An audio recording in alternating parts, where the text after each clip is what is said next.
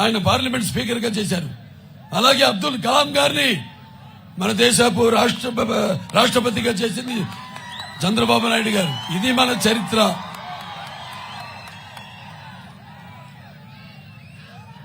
ఇంకా ఎన్నెన్నో కార్యక్రమాలు చేపట్టారు.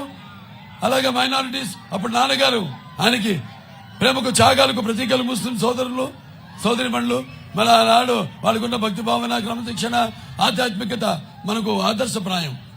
ఒక వసుదైక కుటుంబంగా ఉండాలి, అందరం కలిసి ఉండాలి. రక్తానికి జాతి లేదు, మాంసానికి మతం లేదు, చర్మానికి కులం లేదన్న దారిలో ఆయన మొత్తం అంటే ఎటువంటి మతాలకు అతీతంగా, కులాలకు అతీతంగా, వర్గాలకు అతీతంగా ఆయన ఈ రాష్ట్ర అభివృద్ధిని చేపట్టారు.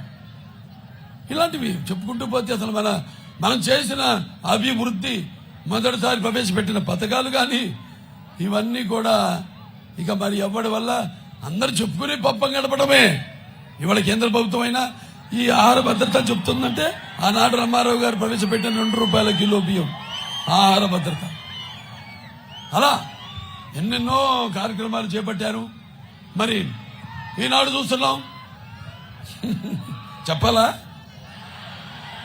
ఇప్పుడు దరిద్ర పాలన గురించి, ఈ నీచ నికృష్ట భ్రష్ట పాపిష్ట కల్మష భూయిష్ఠుడైన ఈ జగన్ పరిపాలన గురించి చెప్పాలా?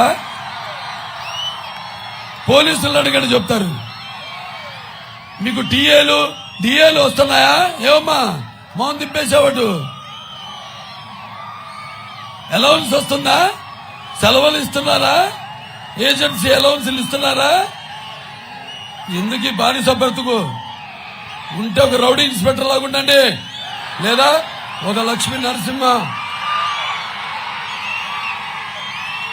అంటే పాపం వాళ్ళు చెయ్యాలని ఉంది. ప్రభు అన్ని మొత్తం వ్యవస్థలన్నింటినీ నిర్వహణ చేశాడు ఈ పిచ్చోడు. ఏదంటే మేము సిద్ధం ఉంటాడు. దేనికి సిద్ధం? నా పొంద 1600 కోట్ల రూపాయలు జనం ధనాన్ని మొత్తం రాష్ట్రం అంతా హోర్డింగ్లు పెట్టాడు. నేను సిద్ధం. దేనికే నువ్వు సిద్ధం? నాకు అర్థం కాదు. నీ ఒక తల్లిని చెల్లిని ఇంటి నుంచి గెంటేశావు. అలాగే నీ బాబాయ్ చంపేసిన నిందితులకి కాపాడుతూ మరి మీ చెల్లికి మోసం చేశావు.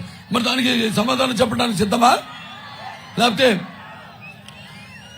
ప్రతి సంవత్సరం జాబ్ క్యాలెండర్ ఇస్తానని యువతరానికి చెప్పి మరి మోసం చేసి వాళ్ళని యువతరాన్ని ఈ యొక్క గాంజాకి, డ్రగ్గులకి అలవాటు చేసిన మరి వాళ్లకు సమాధానం చెప్పడానికి సిద్ధమా?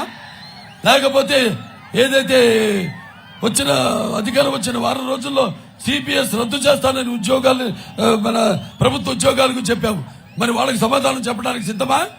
రాష్ట్రానికి రాజ్యం లేకుండా చేసి 3 రాజ్యాల పేరుతో అటు అమరావతి రైతుల త్యాగాల్ని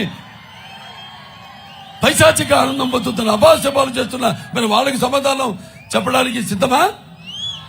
నా బీసీలు, నా ఎస్టీలు లేకపోతే నా మైనారిటీలు అంటూ మరి వాళ్ళ ఎమ్మెల్సీ అనంతకుమార్ దళితుడైన డ్రైవర్ చెప్పేసి డోర్ డెలివరీ చేశాడు.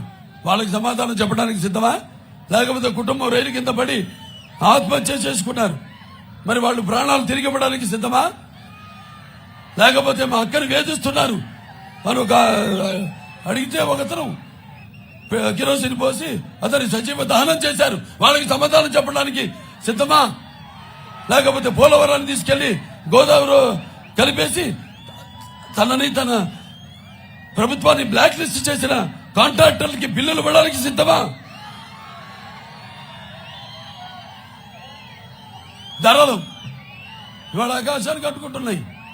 మనం చూస్తున్నాం. ఇవాళ పెట్రోల్ ధరలు అయితేనేమి, డీజిల్ ధరలు అయితేనేమి, విద్యుత్ ఛార్జీలేమో 7 సార్లు పెంచాడు. దాని తర్వాత ఈ యొక్క ఆర్టీసీ ఛార్జీలు 5 సార్లు పెంచాడు. మరి ఇంటి